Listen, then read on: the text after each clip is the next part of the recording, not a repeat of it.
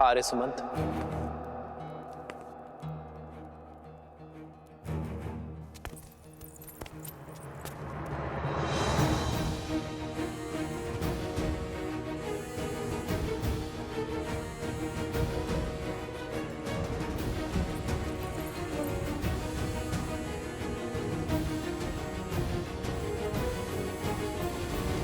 ये स्त्रियां आप ही की पत्नियां हैं ना? आप ही के घरों की स्त्रियां हैं ना? मैं आज तक यही सोचता था कि जिन परिवारों तक राज्य की शासन व्यवस्था और सुविधाएं नहीं पहुंची है, जो परिवार पिछड़ गए हैं, जो निर्धन है, केवल उन्हीं परिवारों में स्त्री और पुरुष के बीच भेदभाव की समस्या है। केवल वही स्त्रियों को सम्मान नहीं मिलता। परंतु जब मेरे कहने पर आर्य सुमंत ने सत्य का पता लगाया तो ये पता चला कि सबसे अधिक अज्ञानता और असमानता उच्च कहलाने वाले परिवारों में है।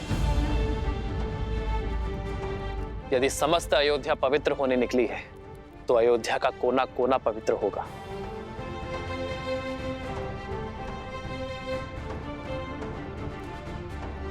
उर्मिला, मांडवी, श्रुतकीर्ति, तुम तीनों राजघराने की बहुएं हो, किंतु यदि आज तक किसी भी बात पर तुम्हारे मान सम्मान को, तुम्हारे अधिकारों की हानि हुई हो तो तुम ध्वनि उठा सकती हो। इस रघुकुल में आना, रघुवंशियों का मान पाना तो हमारा सौभाग्य है। ये समाज हो या संसार, उसका विकास तभी संभव है जब स्त्री और पुरुष एक दूसरे का सम्मान करें, जब स्त्री और पुरुष एक दूसरे के बिना अधूरे समझे जाएं। सियावर रामचंद्र की जय! सियावर रामचंद्र की जय! सियावर रामचंद्र की जय!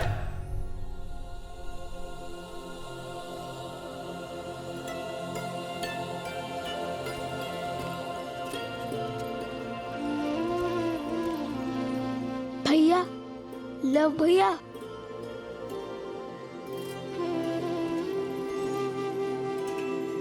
आज लव कुश ने अयोध्या की हर स्त्री को हर रूप से संगठित कर दिया।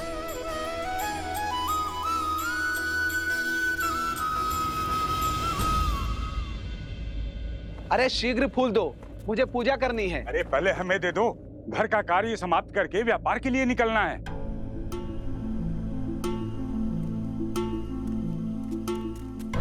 पिताश्री बहुत भूख लगी है। अरे सुनती हो? अरे मैं तो भूल ही गया।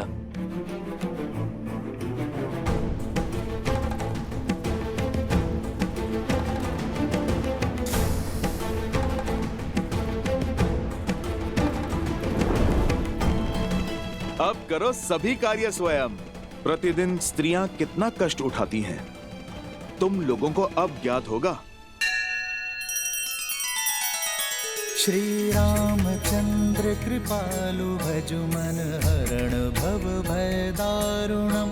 नव कंज लोचन कंज मुख कर कंज पद कंजारुणम।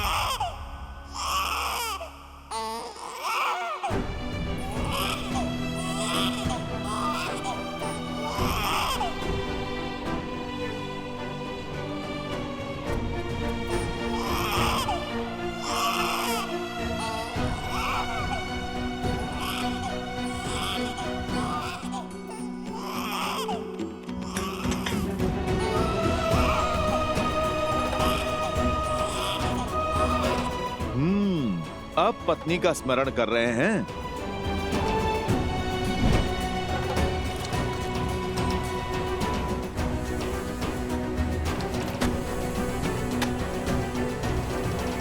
भूख लगी है पिताश्री।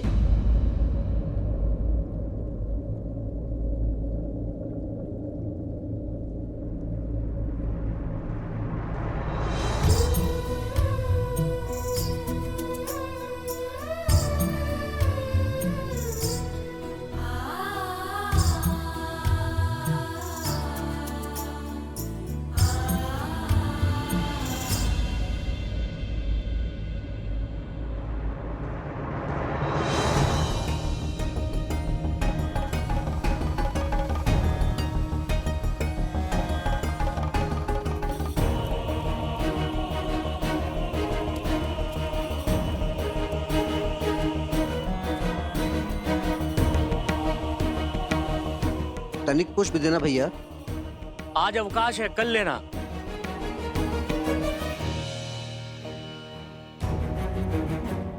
अरे मेरी दाल।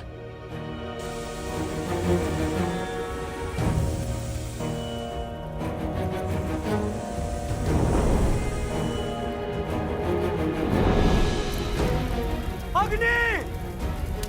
अग्नि!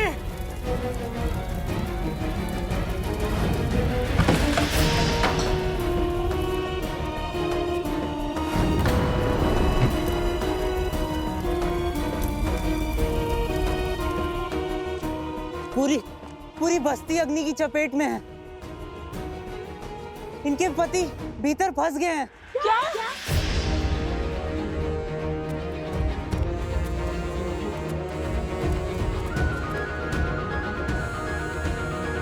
देखा भैया, जब बात परिवार पर आई तो ये कोमल और अबला कहलाने वाली स्त्रियां इतनी प्रचंड हो गई जैसे ये अपना घर नहीं संसार बचाने निकली हो, युद्ध करने आई हो। ये युद्ध ही तो है, मान का, सम्मान का, अधिकार का। और तुम देखना, हर बार की भांति इस बार भी नहीं जीतेंगी।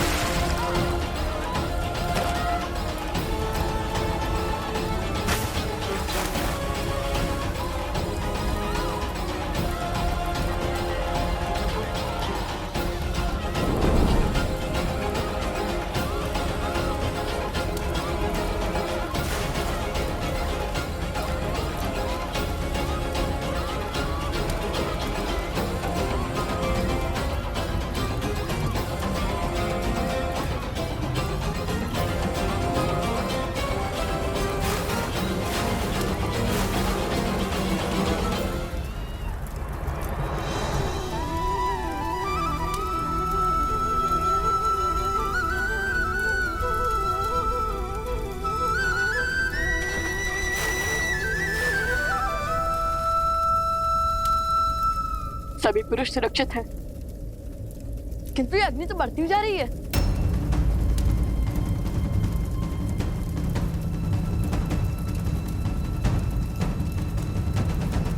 जय श्री राम, जय श्री राम, जय श्री राम।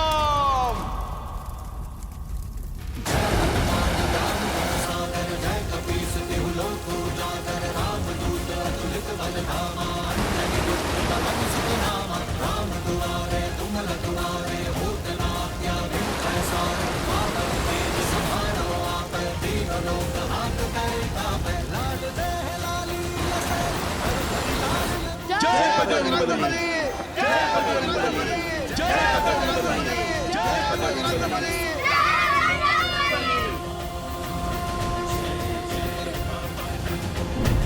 जय बजरंगबली।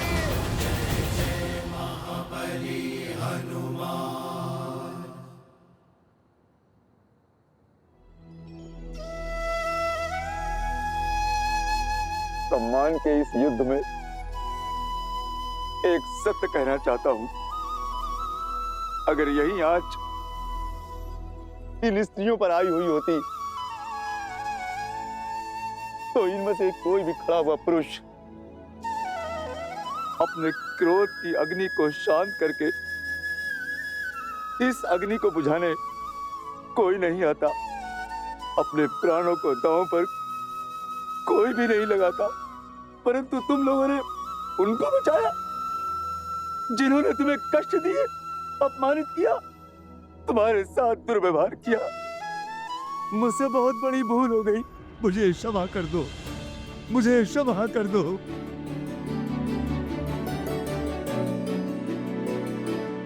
मुझे क्षमा कर दो, हमें क्षमा कर दो, क्षमा कर दो। नहीं नहीं, आपका स्थान यहाँ नहीं, हमारे हृदय में है। हमारा सिंदूर बनकर माथे पे चमकना है। आप तो हमारा बल है। आपको यूं निर्बल धरा पर हम नहीं देख सकते। हमें तो बस हाथ से सम्मान चाहिए, साथ चलने का अधिकार चाहिए।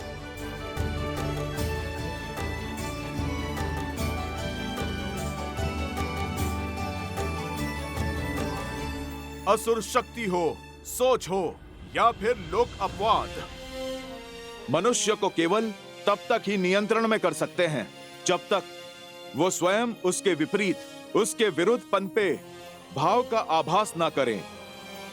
मन के कोने में छिपा एक छोटा सा द्वेष का भाव, जो वैसे तो व्यर्थ लगता है, कई बार असुर शक्तियों के बहकावे में आकर लोक अपराध की आंधी में बहकर धीरे धीरे बढ़ता जाता है और उसका अंधकार मन की सभ्यता के प्रकाश पर हावी हो जाता है।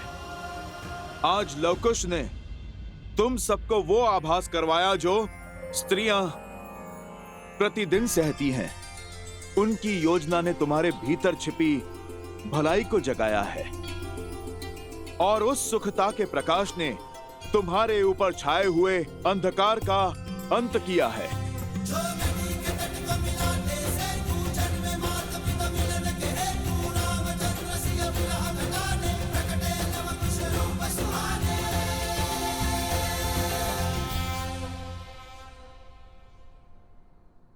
आपका बहुत बहुत धन्यवाद।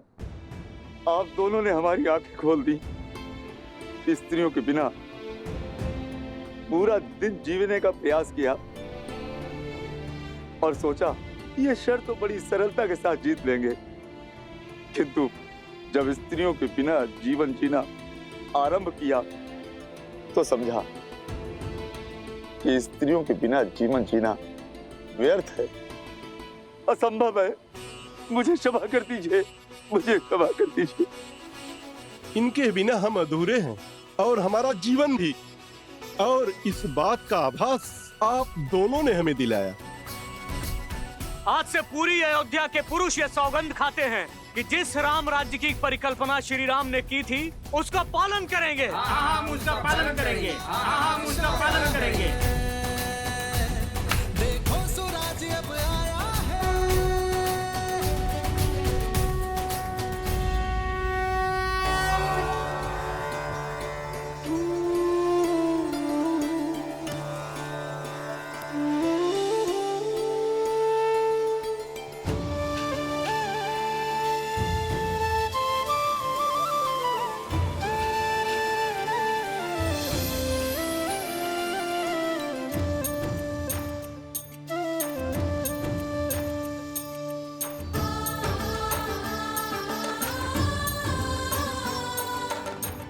ये तो अत्यंत शुभ संकेत है। हाँ गुरुमा,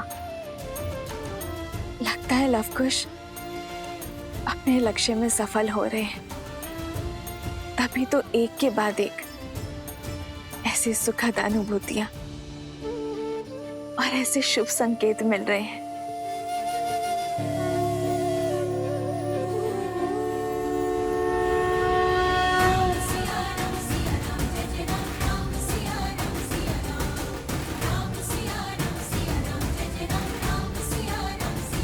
प्रभु, आज हम सभी लोग आज आपके समक्ष अपने अपने अपराधों की क्षमा मांगने के लिए आए हैं। आज तक हमने जो स्त्रियों के साथ में व्यवहार किया, उन्हें तुच्छ समझकर उनके साथ जो पाप किए हैं, उन सभी अपराधों के लिए हमें क्षमा कर दीजिए प्रभु।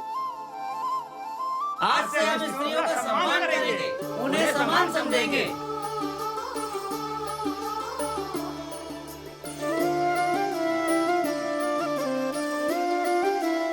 शीघ्र ही समय आएगा जब अयोध्या से हर मलिनता नष्ट हो जाएगी, जब हमारी संतान के लिए यहाँ आना शुभ होगा।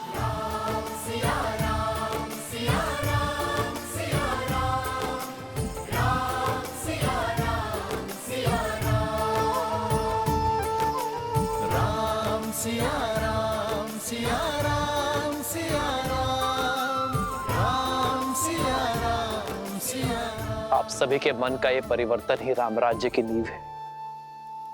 अधर्म और अन्याय का पथ छोड़ धर्म के पथ पर चलने का संकल्प सबसे बड़ा प्रयास है।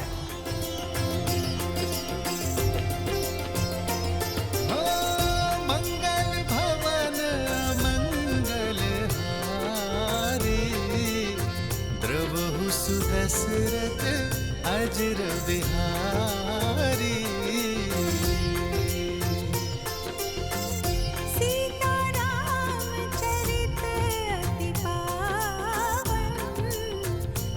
आयुष्मान भव। समाज की बड़ी पीढ़ी ये प्रयास करती है कि आने वाली पीढ़ी के संस्कारों में परिवर्तन ना हो, किंतु जब नई पीढ़ी अपने संस्कारों की रक्षा के लिए पुरानी पीढ़ी से द्वंद्व करे तो समाज में शुभ परिवर्तन आता है।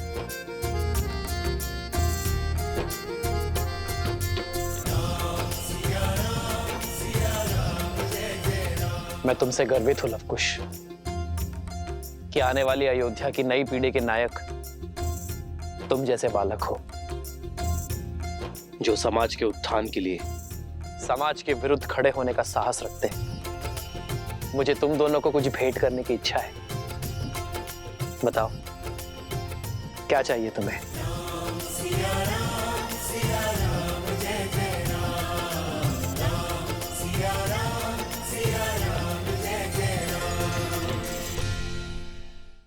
हमारे यहाँ आने का केवल एक उद्देश्य पूर्ण हुआ है, दूसरा उद्देश्य अभी शेष है। क्या है दूसरा उद्देश्य? बताइए ना, आपका यहाँ पर आने का दूसरा उद्देश्य क्या है? उद्देश्य का वृक्ष विश्वास के जल से सींचा जाता है, और प्रभु श्री राम, आपको हम पर तनिक सा विश्वास तो हो ही गया होगा ना, तो उसी विश्वास को थामकर एक बार पुनः कर दीजिए। फिर अपनी इच्छा कहेंगे नहीं, साक्षात दिखा देंगे आपको। जब पिछली बार तुम दोनों से मिला था, तुम्हारे मन में कई प्रश्न और हाथ में धनुष थे, किंतु इस बार तुम्हारे हाथ में वीणा, और मन में जो भाव है उसे समझने के लिए कल तक की प्रतीक्षा करनी होगी।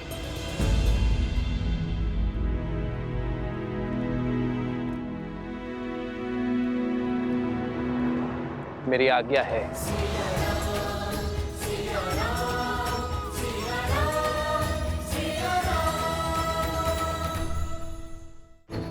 राम की मर्यादा और सीता का समर्पण है उनके पुत्रों में, तभी तो मेरी सोच को काट पाए वे दोनों। अयोध्या के स्त्री और पुरुषों को एक कर पाए वे दोनों। जब युद्ध का नाद छिड़ ही चुका है तो शस्त्र उठाने में कैसा संकोच। अब संसार का कोई भी बल शास्त्र मुख रावण को नहीं रोक पाएगा। समय आ गया है उस शक्ति को जागृत करने का जो लवणासुर के युद्ध के पश्चात से अचल है और रघुकुल से प्रतिशोध की प्यासी है। आप किसकी बात कर रहे हैं भैया? शीघ्र जान जाओगी। अब यहाँ से आगे केवल मुझे जाना है, अपनी शक्तियों से उसे जागृत करने।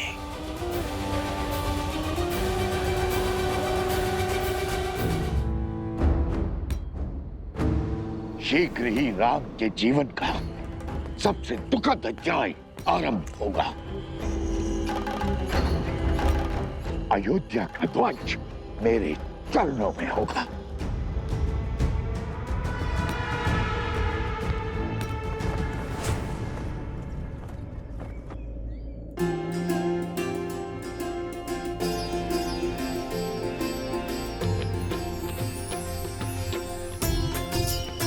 ना जाने क्या होने वाला है यहाँ।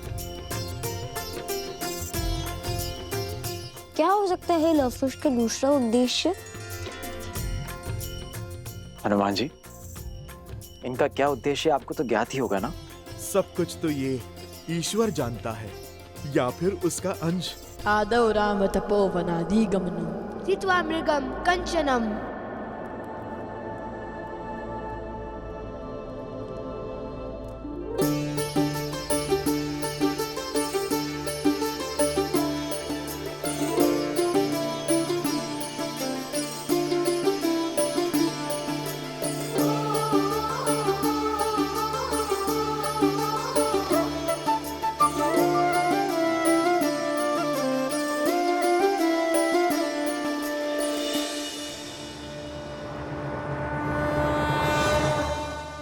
वैदेहरणम जटायु मरणम सुग्रीव संभस्नम। पश्चात रावण कुंभकर्ण हरणम इत्यादि रामायणम। आदर्श और मर्यादा की है ये कथा महापावनम। कांटे मद श्री से मिलाने श्रीमद् रामायणम, श्रीमद् रामायणम। धन्यवाद आप सबको यहाँ पधारने का धन्यवाद। आज सबके मन में प्रश्न होंगे, सोच रहे होंगे, दुविधा होगी आप सबके मन में कि हमारा उद्देश्य क्या है। उद्देश्य वही हर दुविधा का अंत, श्रीमद् रामायण। यही हमारा उद्देश्य है। यह सुनकर आज सबके मन में एक और प्रश्न आया होगा। सोच रहे होंगे कि ये उद्देश्य तो हम पहले भी पूर्ण कर चुके हैं, फिर दोबारा क्यों? दोबारा क्यों?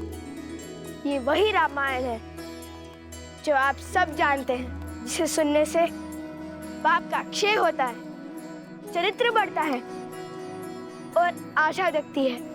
किंतु ये हमारे उद्देश्य का अंत नहीं। हाँ, ये आरंभ है। वो नया आरंभ जो हमारा उद्देश्य है, और ये आवश्यक है क्योंकि जो रामायण आपने जानी वो अधूरी है। क्योंकि श्री राम की कथा, उनका व्यक्तित्व, उनका चरित्र, उनका शौर्य, उनकी यात्रा उनके बिना अधूरी है, जिनका नाम है माता सीता।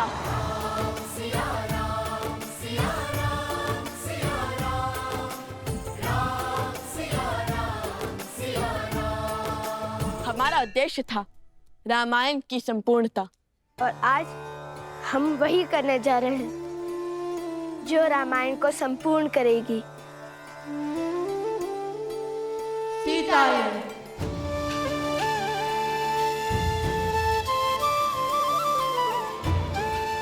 सीता, जिनके बिना संसार के पूरक श्री राम भी अपूर्ण है। सीता, जिनके बिना राम राज्य असंभव है। सीता, जिन्होंने राम राज्य के लिए स्त्री और पुरुषों की समानता का बीज बोया। सीता, जो गर्भ में शिशु और मन में संकल्प लेकर चल पड़ी स्त्री सम्मान के पथ पर, लड़ी उन अयोध्या वासियों के लिए, आप सबके लिए, जिन्होंने उनके चरित्र पर प्रश्नों के लांछन लगाए।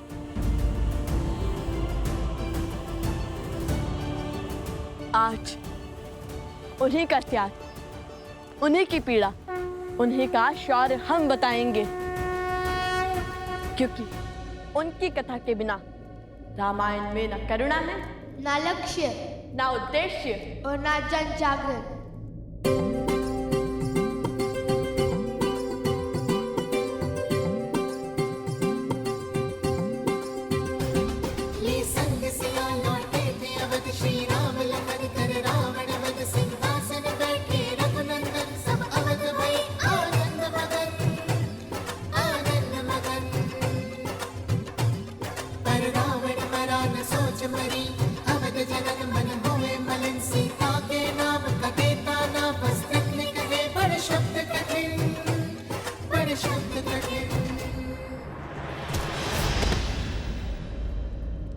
मैं राम नहीं हूँ जो महीनों रावण के घर से आई हुई सीता को अपना लूंगा। घर से दूर किसी अनजान के साथ रात्रि बिताकर आई पत्नी को लौटा लूंगा। मैं मर्यादा पुरुषोत्तम राम नहीं हूँ। मेरा जन्म दिव्य प्रसाद में नहीं हुआ है। मैं ऐसी स्त्री को नहीं अपनाऊंगा जो किसी अन्य पुरुष के साथ रहकर आई हो। जीते जी रावण का जो दाव न जीत सका, राम सिया के संबंध को न बेच सका, मरने के बाद उसकी मलिन सोच का प्रहार सिया राम के प्रेम को न मोड़ सका। जिसके आगे हारा दशानन, भय लालच ना कर सका खेला। तिनके को बना कवच अस्तित्व का, वार पाप का जिसने झेला।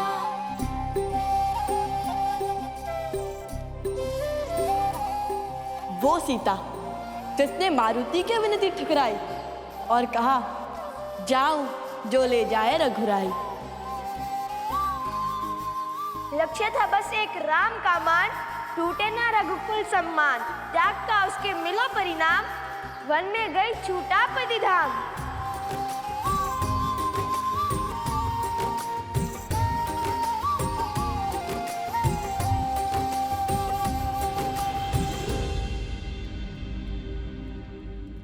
जिसकी अग्नि परीक्षा पर नतमस्तक सारे देव हुए, चरित्र पर लेके उसकी शंका अवध के सभी सिर खड़े हुए। फिर करने पूरा स्वप्न राम राज्य का, सिया राम ने सहा विहा का दंश। पर वन में ना सिया अकेली थी, घर में थे रघुनंदन अंश।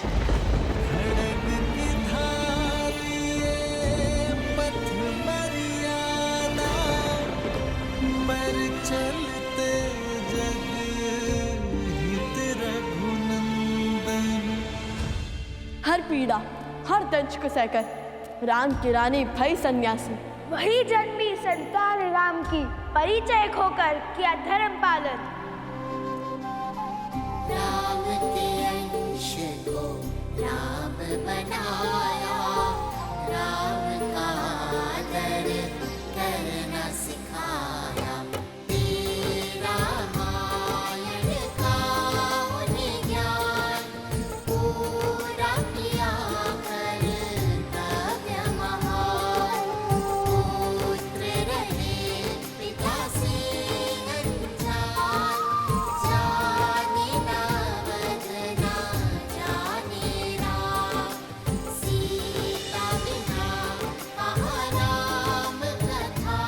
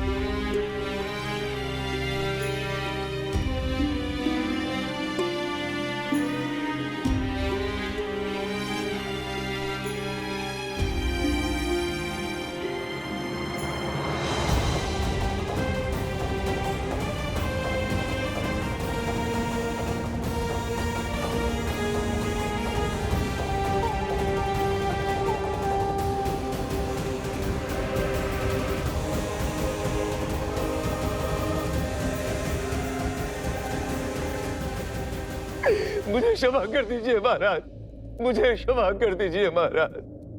न जाने हमारी सोच पर किस असुरी शक्ति की माया गिर गई थी, जो स्त्रियों को तुच्छ समझने लगी थी और पुरुषों से उनको नीचे गिनती थी। उसी शक्ति के प्रभाव में आकर महाराज मैंने देवी सीता पर संदेह किया। इतना ही नहीं, मैंने उनके चरित्र पर प्रश्न चिन्ह भी उठाया महाराज, मुझे क्षमा कर दीजिए महाराज। आप जैसे शासक ना पहले कभी हुए हैं ना आगे होंगे। अपनी प्रजा की एक पुकार पर अपनी पत्नी से वियोग का निर्णय ले लिया आपने। आप साधारण नहीं है प्रभु। हम ये सत्य क्यों नहीं देख पाए, क्यों नहीं समझ पाए? हमें क्षमा कर दीजिए प्रभु। किंतु अब सत्य सम्मुख आ रहा है। देवी सीता का त्याग और समर्पण लोगों को आभास हो रहा है। एक महलों की महारानी कैसे रह रही होंगी इतनी विपदाओं में। जिस स्त्री का चरित्र सर्वोत्तम होता है वो ही संकटों के ऐसे घोर भवंडर को काट सकती है। हमारे कारण सिया राम पृथक हुए। हम क्षमा प्रार्थी हैं प्रभु, हमें क्षमा कर दीजिए। हे प्रभु, जैसे आप दोनों भिन्न हुए थे वैसे एक हो जाइए प्रभु। महाराज, अब हम आपसे विनती करते हैं कि देवी सीता को पुनः अयोध्या ले आइए। हम उनके चरणों में गिरकर उनसे क्षमा मांगना चाहते हैं महाराज। उनके चरणों में गिरकर हम उनसे क्षमा मांगना चाहते हैं। हाँ प्रभु, महारानी को पुनः अयोध्या ले आइए। सिया राम जय जय राम।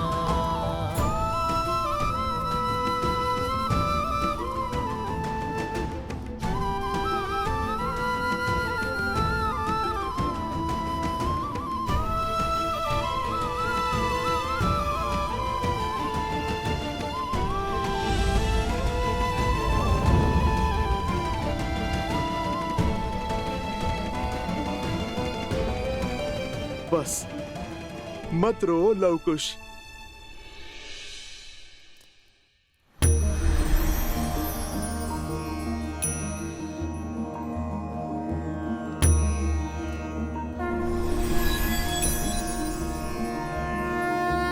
नमन भगवान। जब लक्ष्य महान हो तो मार्ग में रुकना नहीं चाहिए। सिया राम के आयान की संपूर्ण कथा सुनाने का समय आ गया है लवकुश। जाओ, अपना परिचय दो, बताओ सबको कि तुम दोनों कौन हो, कि सीता के मान का ध्वज उठाने के लिए श्री राम के अश्वमेध के ध्वज का मार्ग रोकने वाले कौन हो तुम दोनों?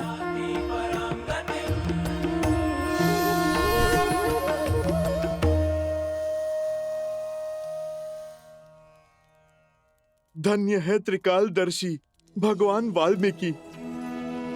सत्य में इससे श्रेष्ठ अवसर और कोई नहीं हो सकता था। जाओ और बता दो कि प्रभु श्री राम का सामना स्वयं उन्हीं के रक्त ने किया है। सिया राम के अंश ने किया है। अर्थात आपको सब पता था? सब कुछ?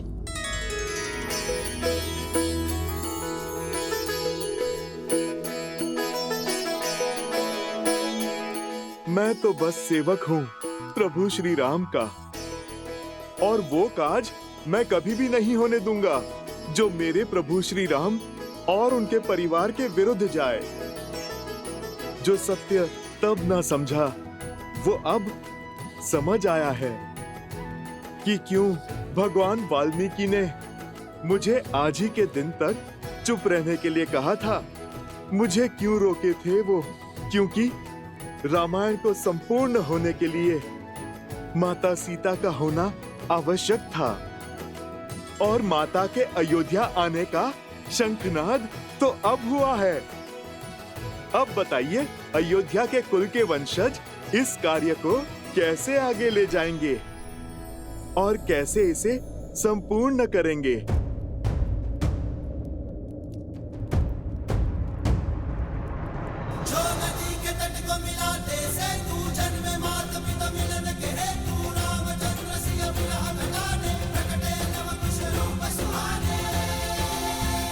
मान मत रहिए प्रभु। माता को पुनः बुला लीजिए प्रभु। रघुवंश के दीपकों की आवश्यकता अवध में है प्रभु। श्री राम पुत्र को सम्मान ले आइए प्रभु। इतनी शीघ्र? रुकिए।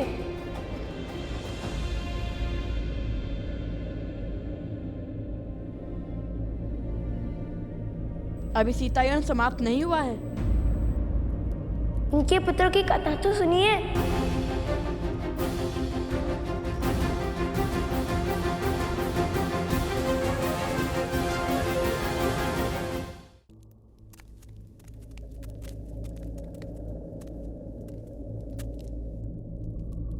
सीता के गर्भ में रघुवंशी है, इसका भान श्री राम को था, किंतु वो एक नहीं 2 बालक हैं, इसका किसी को ज्ञान न था। श्री राम के अंश को श्री राम पर विश्वास था, नहीं जानते थे कि पिता है उनके, पर न जाने क्यों पिता सा विश्वास था। पर जब तक उन्हें ये ज्ञान ना हुआ कि श्री राम ने माता सीता का परित्याग किया।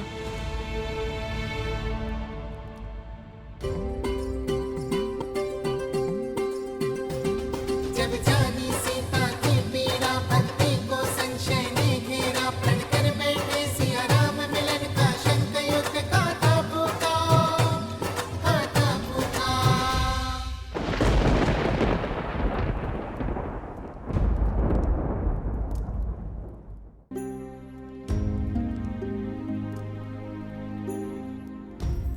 अश्वमेध का अश्वत्थारों का चाहा भेंट करे रघुनंदन, पर नियति ने खेल रचाया, भेंट की चाह को युद्ध बनाया। न्याय पाने को मात सिया का, राम से युद्ध किए सिया नंदन।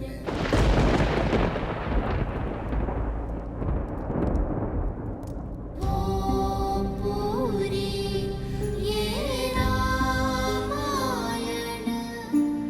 हो फिर सिया राम मिलन, पाने पिता माँ का सम्मान, पिता से लड़े हम नंदन राम, पिता से लड़े हम नंदन राम, पिता से लड़े हम नंदन राम।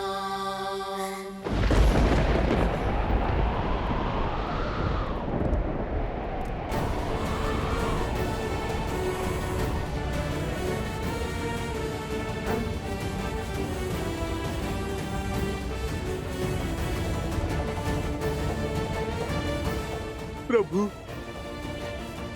स्वयं भगवान वाल्मीकि ने ये सत्य उजागर किया है। लवकुश सिया राम के पुत्र हैं।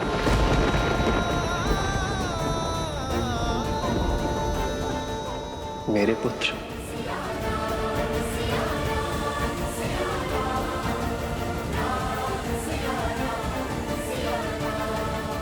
मेरे पुत्र।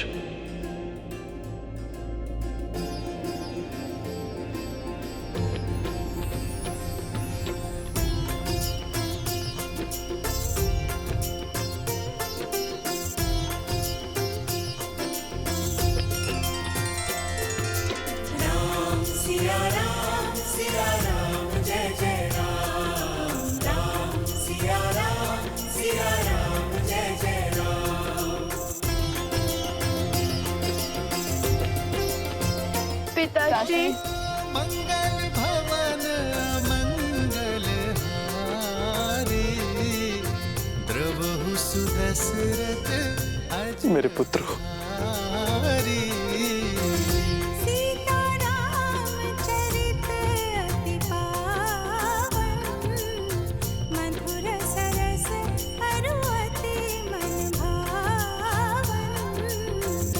हृदय से नहीं लगाएंगे, आशीर्वाद नहीं देंगे। पिताश्री,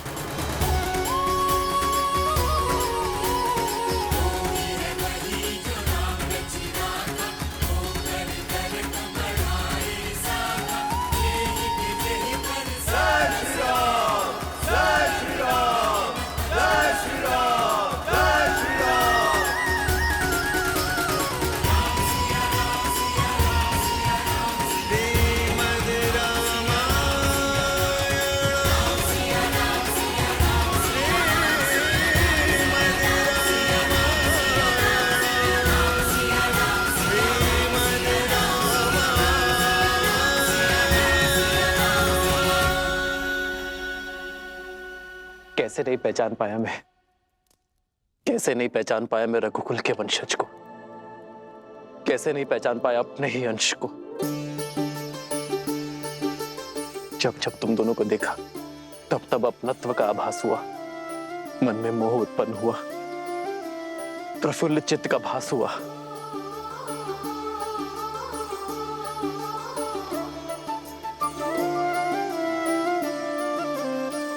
इस लड्डू के स्वाद ने किसी अपने का स्मरण करवा दिया। ऐसे लगा जैसे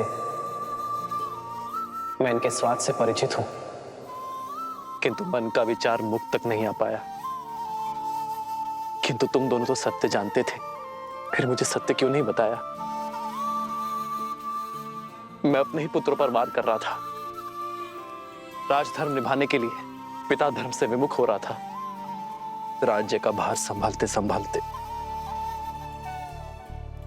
मैं संतान सुख के सार से चूक रहा था। नहीं, जो स्वयं धर्म पर्याय हो वो अपने धर्म निभाने से कैसे चूक सकता है? और एक राजा का धर्म तो सबसे बड़ा होता है। उस समय उस घड़ी आप अयोध्या की रक्षा कर रहे थे और हम अज्ञानतावश उस सम्मान के मार्ग में बाधा बन रहे थे। आपके कर्म ने धर्म प्रधानता का अद्भुत उदाहरण स्थापित किया है पिताश्री, जिसे संसार युगों तक स्मरण रखेगा, नहीं भूलेगा कि धर्म की रक्षा के लिए अपनों के विरुद्ध भी खड़ा होना पड़ता है।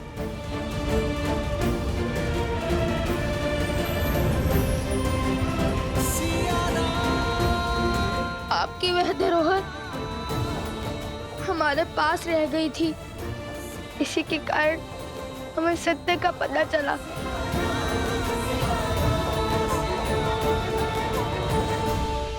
क्या हुआ कि आजीवन जिन्हें अपने आदर्श मानते आए, सिर्फ पूछते आए, जिनकी गुणगान नगर नगर गाते फिरे, वो तो हमारे पिताश्री हैं। जिन विचारों के साथ, जिन संस्कारों के साथ तुम दोनों बड़े हुए हो, मुझे हर्ष से भर दिया तुम दोनों ने। मुझे मेरे पुत्रों पर गर्व है। प्रभु, मैं भी आपसे क्षमा चाहता हूं। प्रभु, मुझे सत्य का ज्ञान था और मैं जानता था कि लवकुश आप ही के पुत्र हैं प्रभु।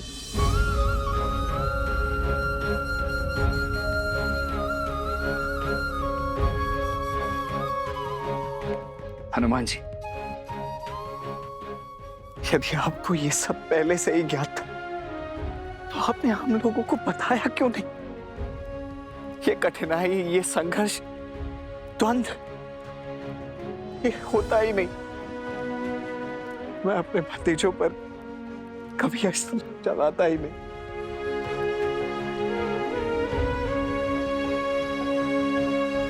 हनुमान जी, तो क्या आपके बंधन का कारण भी यही था? भरत भैया, मैं तो प्रभु श्री राम का सेवक हूँ। धर्म, मर्यादा और नियति के विरुद्ध नहीं जा सकता। मुझे भगवान वाल्मीकि जी ने सही समय की प्रतीक्षा का निर्देश दिया था।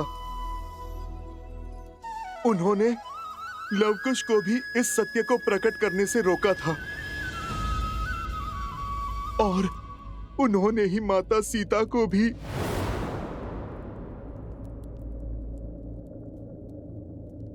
हनुमान, सीता से मिले थे? हाँ प्रभु, मैं माता से मिला था। कैसी है वो? प्रभु अपने प्राणों से दूर होकर कैसी होंगी? बस माता दुविधाओं से बंधी अपना वचन निभा रही हैं। और अब देखिए, इतने संघर्षों के बाद आज सब सही हो गया। और प्रभु, राम राज्य की कल्पना सत्य हो गई। प्रभु, आप बस अब आज्ञा दे दीजिए कि हम माता को पुनः अपनी अयोध्या, अपने घर ला सकें। प्रभु, हाँ प्रभु, आज्ञा दीजिए, हम माता सीता से क्षमा मांगेंगे। हाँ प्रभु, माता सीता को बुलाइए। पिताजी, आज्ञा दीजिए ना। आज्ञा दे दीजिए ना भैया। इतने वर्षों से जिस ग्लानि का बोझ मन में दबाए बैठा था, उसे अब हल्का करने का समय आ चुका है।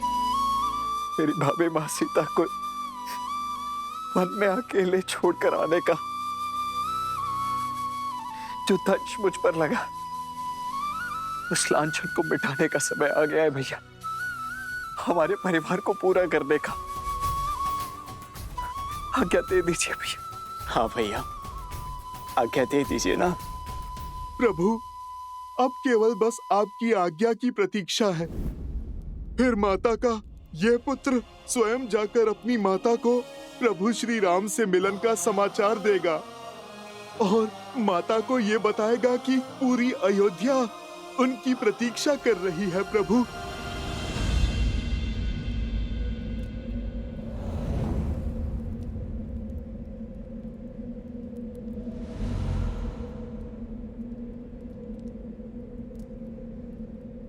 नहीं,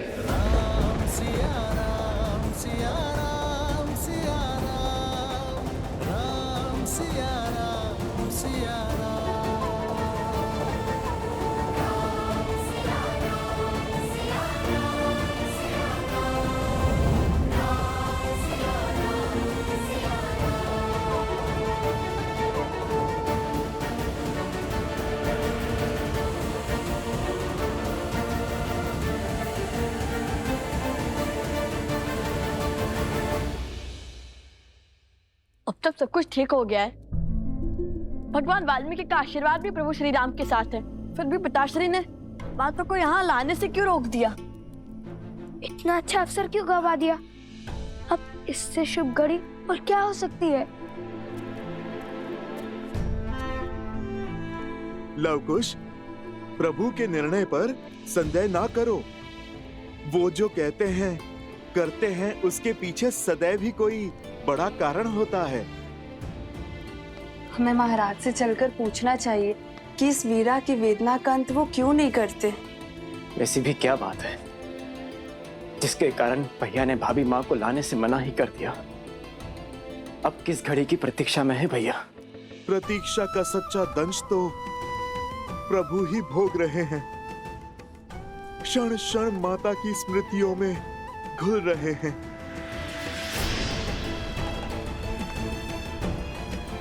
हमें भैया की इस प्रतीक्षा के पीछे के कारण को समझना होगा। न जाने कब हम अपने माता पिता को एक कर पाएंगे।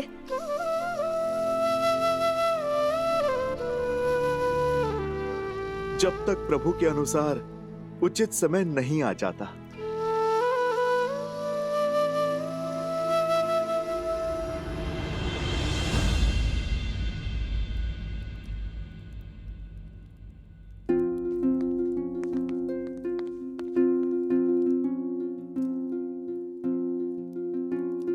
भैया, दरबार में हम महाराज के सम्मुख उपस्थित थे, नीति निभा रहे थे, इसीलिए चुप थे। किंतु अब तो हम अपने भैया के सामने खड़े हैं और आपसे पूछना चाहते हैं कि हमारी सीता भाभी घर क्यों नहीं लौट सकती भैया?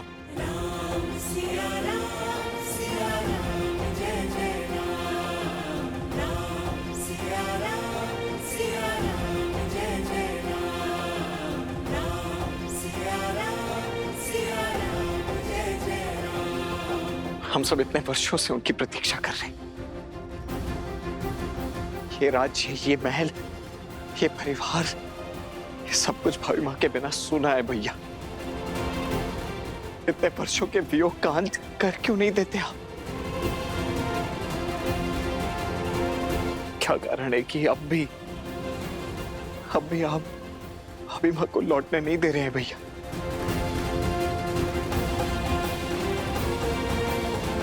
मैं तुम सभी की भावनाओं का सम्मान करता हूं, सीता के प्रति तुम्हारे प्रेम का मान रखता हूं, किंतु मेरे कहने से ये बात समझ नहीं आएगी। मुझे प्रसन्नता है इस बात की कि मैं और सीता जो चाहते थे,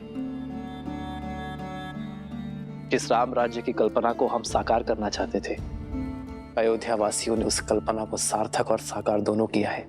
परंतु मेरी दृष्टि में मेरे और सीता के मिलन के लिए अब भी समय है।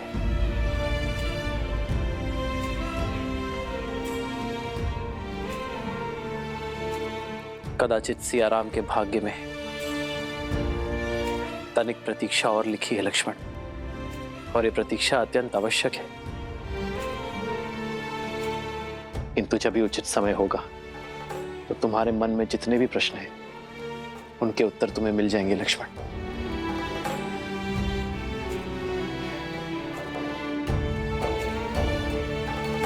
मेरे निर्णय का कारण तुम जान जाओगे।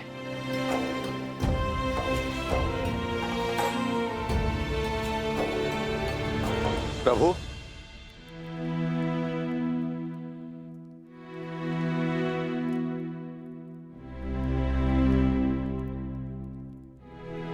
राज अनुज शत्रुघ्न अश्वमेध यज्ञ का अश्व लेकर लौट आए हैं। लक्ष्मण, भरत, देखो कितना शुभ दिवस है आज का। तुम दोनों अश्वमेध यज्ञ को पूर्ण करने की तैयारी करो। जाओ। जो आज्ञा भैया।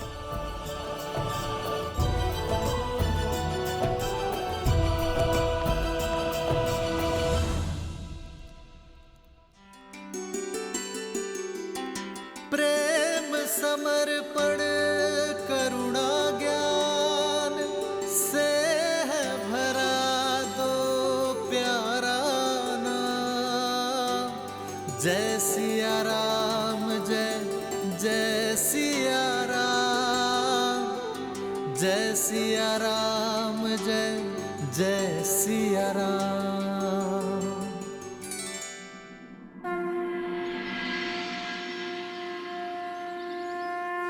ओम पवित्रो पवित्रो वा सर्वावस्थां गतोऽपि वा यात्मे त्रिपुण्ड्रीकाक्षां सावयाभ्यां तराः शुचि।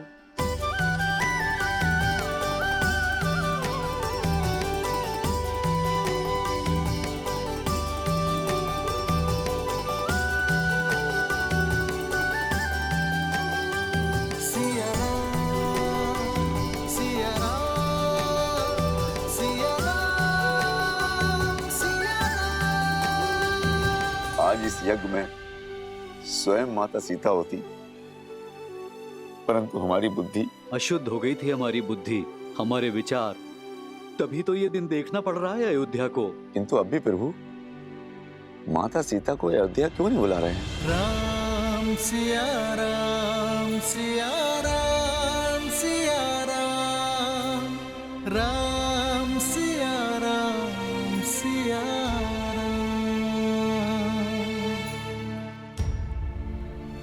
आर्य, मैं जानती हूँ आज आपके लिए, हमारी अयोध्या के लिए कितना शुभ है। आज अश्वमेध यज्ञ संपूर्ण होने को है। आज तो आपके साथ की थी, आपके पास बैठकर यज्ञ को संपूर्ण करने की थी, किंतु सियाराम कितने भी दूर हो, उनकी आत्मा सदा एक रहेगी। आपके पास नहीं हूं तो क्या हुआ, आपको स्मरण कर आहुति तो दे सकती हो ना। अरे महाराज राम, आपको ये अंतिम आहुति महारानी सीता के साथ देनी होगी।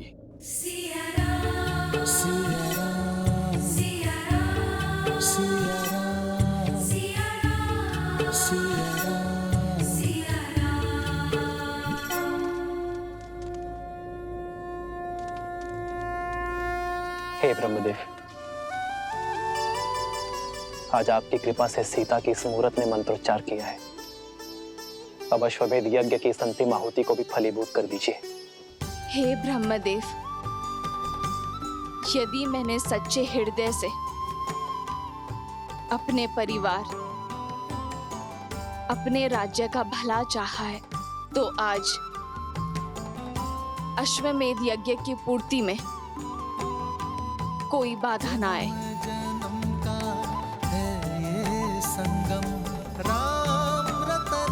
सीता, हमारी ये प्रतीक्षा अति आवश्यक है, क्योंकि अब भी कुछ शेष है। ये शांति, ये शुभता मन में संदेह उत्पन्न कर रही है सीते, कि कहीं कुछ अशुभ ना हो जाए। बस यही समझ लो सीता, कि अशुभता का हर दंश मिटाने के लिए हमें कुछ समय और प्रतीक्षा करना होगा। आज तुम साक्षात यहां उपस्थित नहीं हो सीते, पर मैं मानता कि तुम इस समय, इस क्षण यहां मेरे साथ हो, और हम दोनों मिलकर इस अश्वमेध यज्ञ को पूर्ण कर रहे हैं।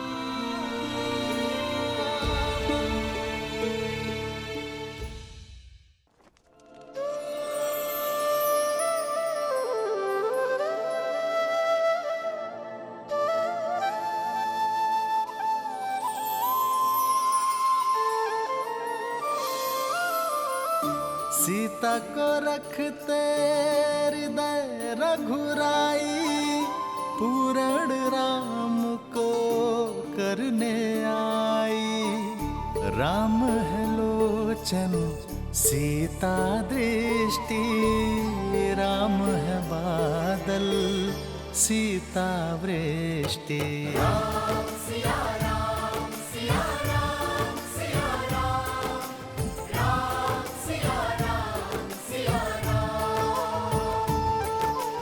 राम सिया राम सिया राम सिया राम, राम सिया राम सिया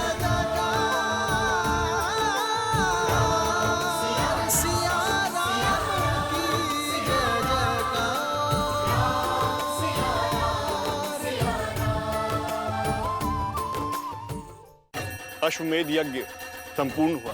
जय श्री राम, जय श्री राम, जय श्री राम, जय श्री राम, जय श्री राम, जय श्री राम, जय श्री राम, जय श्री राम।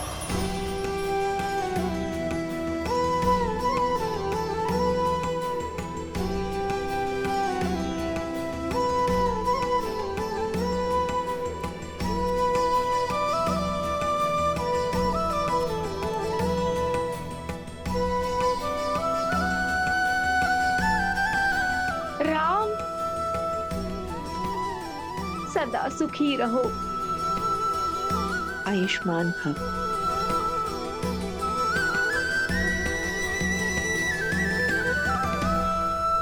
दादी माँ, दादी माँ, दादी माँ, दादी माँ।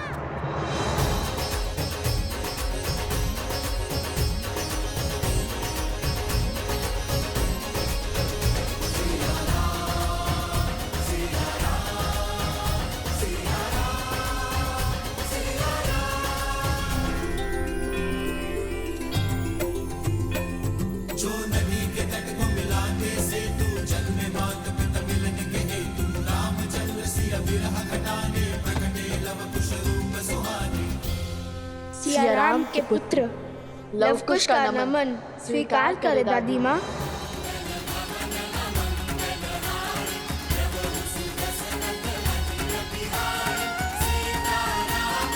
उठो पुत्र, आयुष्मान भव।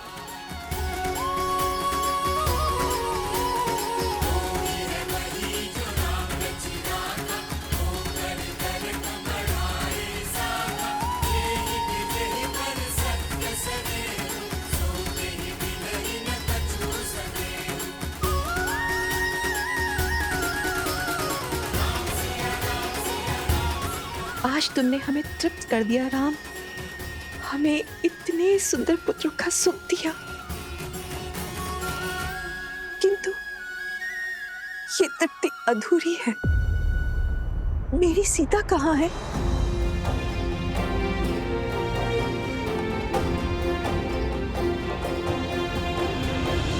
माताओं, आप यात्रा करके आई हैं, थक गई होंगी। आइए ना, विश्राम कर लीजिए, बातें तो होती रहेंगी। किंतु सीता? निश्चिंत रहिए माता, मेरे दोनों भतीजे यहाँ पहुंच चुके हैं। शीघ्र ही मेरी भाभी माँ भी अवश्य लौटेंगी। मैं ही अपनी भाभी माँ को वन में अकेले छोड़कर आया था, इसीलिए मैं आपको विश्वास दिलाता हूं कि मैं ही उन्हें लौटा कर भी लाऊंगा।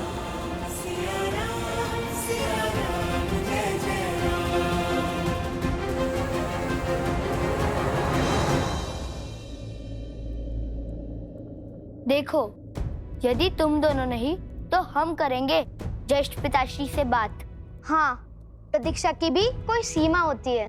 और तुम लोग कैसे मान गए लवकुश? बताओ लवकुश, सिया राम को मिलाने के लिए तुमने अपने आराध्य से युद्ध किया, अश्वमेध के अश्व को रोका, राम भक्त हनुमान को बांधा। अब उनसे ये पूछने का साहस नहीं जुटा पा रहे हो कि प्रतीक्षा की परीक्षा इतनी लंबी क्यों है?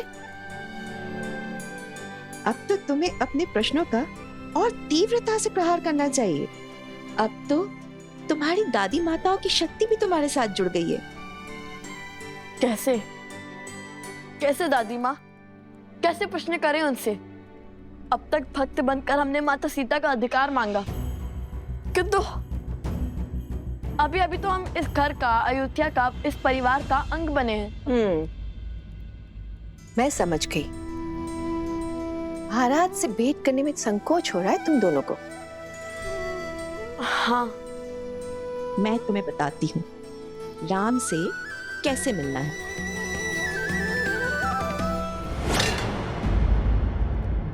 ये महाराज के विश्राम करने का समय है। दादी माँ ने क्या कहा था सुनना ना? मैं बताती हूँ। अभी अभी तुमने कहा कि तुम उनके पुत्र हो। पुत्र की भांति अगर उनसे प्रश्न करोगे तो संकोच होगा, किंतु प्रजा की भांति तुम महाराज से प्रश्न करोगे तो? महाराज का विश्राम स्मरण है, किंतु उनका वचन नहीं। क्या कहा था उन्होंने? यदि उनकी प्रजा को मन में कोई प्रश्न है तब वो सीधा उनसे मिल सकते हैं, कहा था ना। और फिर उनकी प्रजा ही नहीं, उनके परिजन भी उनसे मिलने आए हैं। तो मिलवाओ हमें उनसे।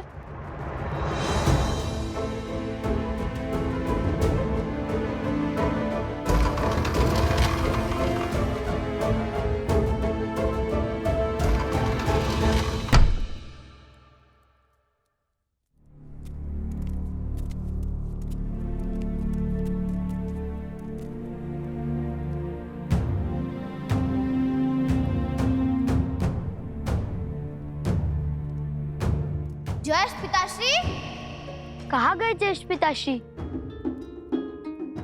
सेवक! जी राजकुमार। आपने कहा था महाराज विश्राम कर रहे हैं, कहाँ गए वो? भैया,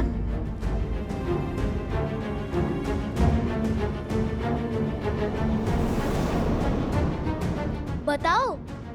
जी वो बताते हो या मैं बुलाऊं? लक्ष्मण काका श्री को। नहीं नहीं, उन्हें मत बुलाइए। उनका क्रोध तो इसी बात पर फूट पड़ेगा कि मना करने के बाद भी आप सबको भीतर कैसे आने दिया। मैं तो फंस जाऊंगा। इसी कारणवश तो मैं आप सबको भीतर आने से रोक रहा था। तो बताओ कहाँ है श्री राम? वो नगर भ्रमण के लिए निकले हैं। रात्रि के इस पैर पिताश्री के राजसी वस्त्र और वलकल वस्त्र भी यही है। योलचन कुछ कुछ सुलझती हुई दिख रही है। ले लो पुष्प ले लो, पुष्प ले लो, पुष्प ले लो, पुष्प ले लो।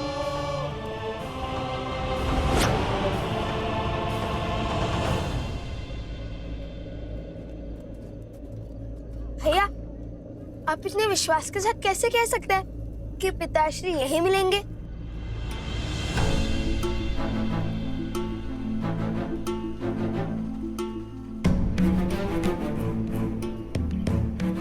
वो महाराज राम रात्रि के इसी समय 13 वर्ष पहले नगर भ्रमण के लिए निकले थे और उस समय माता सीता को अपना राज्य छोड़ना पड़ा था।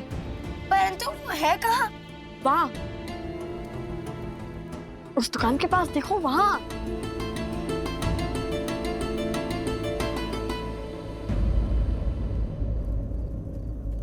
अरे जय पिताश्री।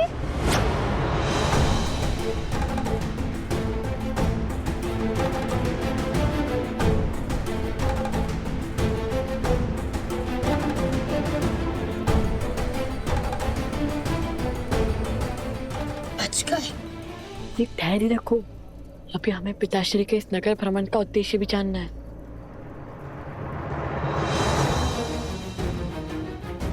पिताश्री,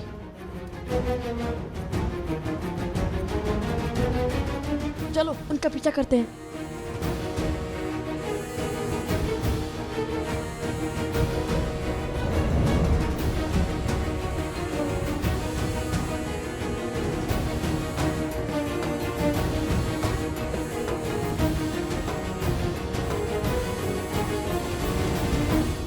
कितने सुंदर कंगन है। कहाँ से लिए? माता ने विवाह के समय दिए थे।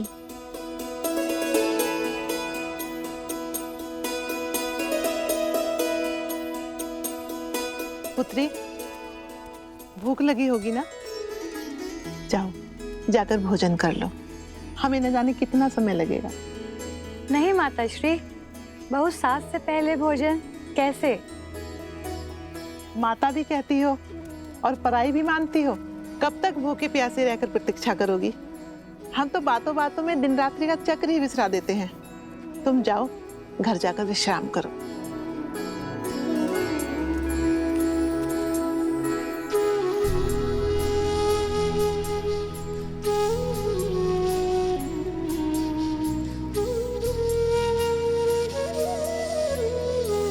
धन्यवाद।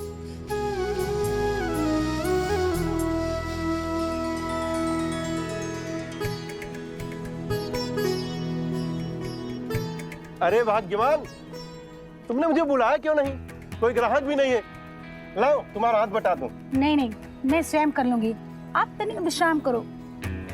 तुम काम करो, मैं विश्राम? कदापि नहीं, साथ मिलकर करेंगे तो शीघ्र हो जाओगा। लाओ।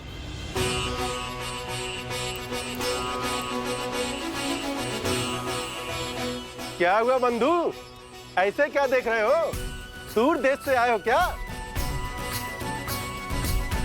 तभी तो अचंभित हो। ये राम राज्य है, यहाँ स्त्री और पुरुष एक वाहन के दो पहिए हैं, दोनों में कोई भेद नहीं है। जय श्री राम। जय श्री राम। जय श्री राम। लौटी अब शीतल छाया है,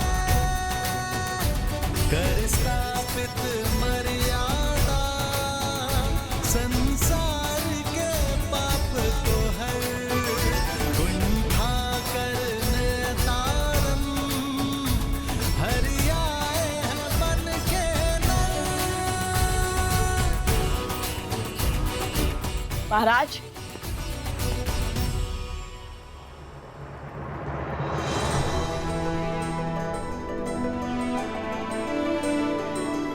अब हम समझे कि आप सत्य को अपनी आंखों से देखना चाहते थे, सत्य को अपने कानों से सुनना चाहते थे, सत्य को अपने मन से आभास करना चाहते थे, अयोध्या के वासियों के हृदय को टटोलना चाहते थे। उचित समझा तुमने पुत्र। कई बार व्यक्ति भावनाओं में पड़कर बड़े बड़े वचन तो दे देता है, बड़ी बड़ी बातें कर देता है, किंतु अपने दिए वचनों को निभा नहीं पाता, क्योंकि वचन निभाने की असली परीक्षा समय और भावनाओं के बीतने के बाद आरंभ होती है।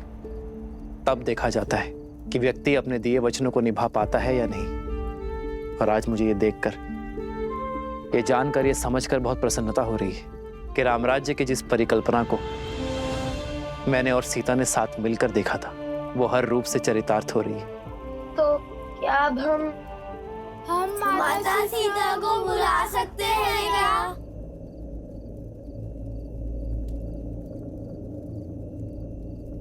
नहीं,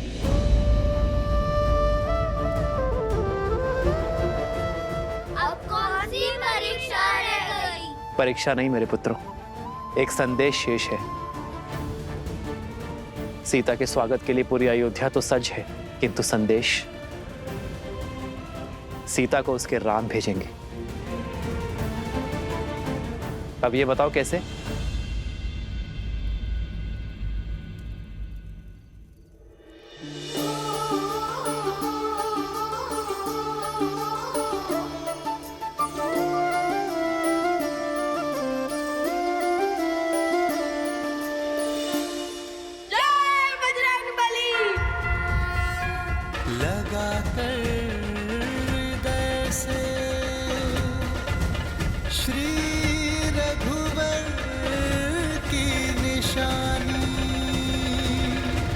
कैसे बताए महारानी सीता को कि उनके लिए श्री राम ने कोई संदेश नहीं?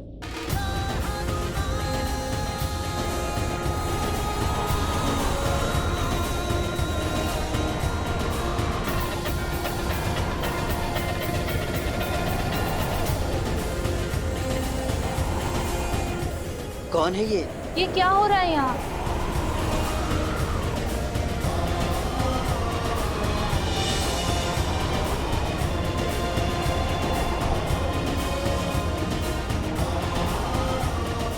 ये कैसा शोर है?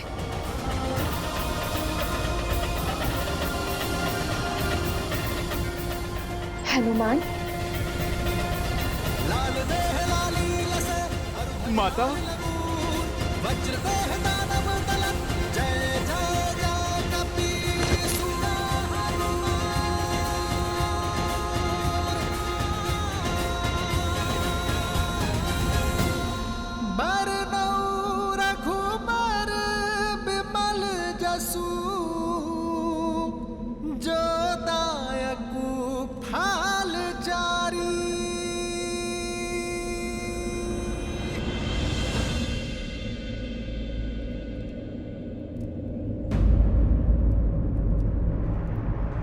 ये जन्म जन्म का है ये संगम, राम रतन सीता वैभव धन। एक है पौरुष, एक समर्पण, एक है रूप तो दूजा। ये तो वही मुद्रिका है ना? राम है लोचन, सीता दृष्टि, राम है बादल, सीता वृष्टि। तुम अशोक वाटिका में यही मुद्रिका लेकर आए थे ना?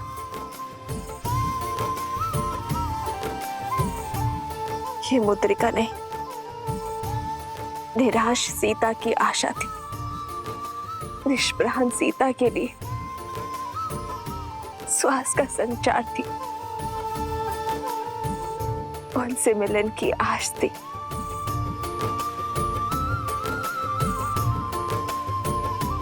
क्या आज फिर? माता, इतिहास स्वयं को दोहराता है, और भला मुझसे भाग्यशाली इस संसार में और कौन होगा जिसे तब भी राम काज संपूर्ण करने का सुख मिला था माता, और आज भी प्रभु श्री राम का संदेश लाने का सौभाग्य मिला है। माता, प्रभु श्री राम ने सागर पर सेतु रचा, पर हर बार राम सिया को मिलाने का सेतु माता ये हनुमान बना। माता, केवल प्रभु श्री राम ही नहीं, अयोध्या की संपूर्ण प्रजा भी अपनी माता के लिए पलके बिछाए बैठी है। माता, अयोध्या वासियों को अपनी भूल का आभास हो चुका है और वो आपसे क्षमा मांगना चाहते हैं। माता, आपको पुनः नगर में लाना चाहते हैं। माता,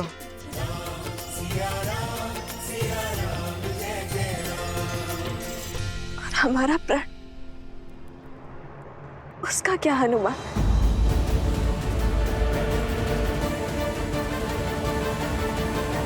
क्या श्री राम ने भावनाओं में बहकर ये निर्णय लिया है? नहीं माता, प्रभु ने तो समय लिया, जांचा परखा। राम राज्य का जो स्वप्न आपने और प्रभु ने मिलकर जो देखा था, वो अब पूर्ण हो रहा है माता। और जिसमें सबसे बड़े साधन तो स्वयं सियाराम पुत्र लवकुश बने हैं माता। लवकुश? हाँ माता, अयोध्या तो बदल चुकी है। वहाँ स्त्रियों और पुरुषों को समान अधिकार मिलता है माता, और परिवार एक साथ एक शक्ति बनकर रहता है माता। माता, आपकी परीक्षा सफल हुई। लोक अपवाद और असुरी सोच की शक्ति आपके और प्रभु के समर्पण के समक्ष हार गई है माता, और आप जीत गई माता। अशोक वाटिका की भांति आपको इस आश्रम में भी मैं यही संदेश देने आया हूँ। अब शीघ्र मेरे छोटे भाई लवकुश, लक्ष्मण भैया, भरत भैया और शत्रुघ्न भैया स्वयं आएंगे आपको अयोध्या ले जाने। माता, अभी आज्ञा दीजिए, अयोध्या जाकर आपके स्वागत की तैयारी जो करनी है। एक क्षण रुको हनुमान।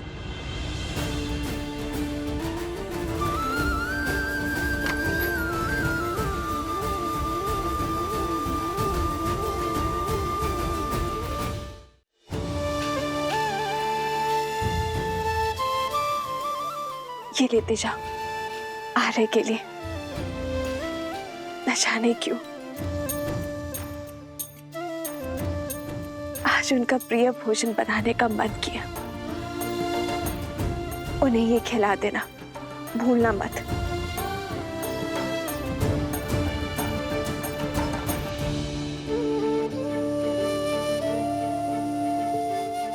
हनुमान, मन छोटा ना करो, तुम्हारे लिए भी बांधा है।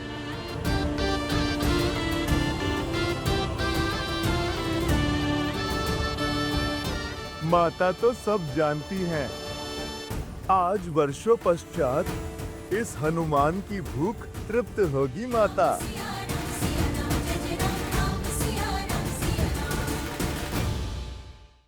इतना समय हो गया, भैया अभी तक बाहर नहीं आए। हमें शीघ्र ही भीतर जाकर देखना चाहिए। नहीं, महाराज का आदेश नहीं है। महाराज वो तुम्हारे होंगे, परंतु मेरे वो भाई हैं।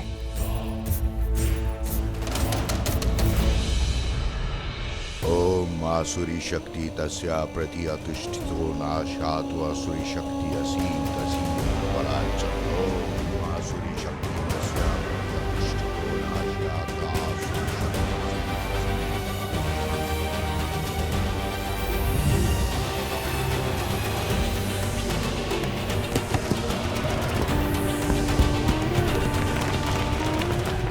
जागो, जागो, अथर्वासुर, जागो।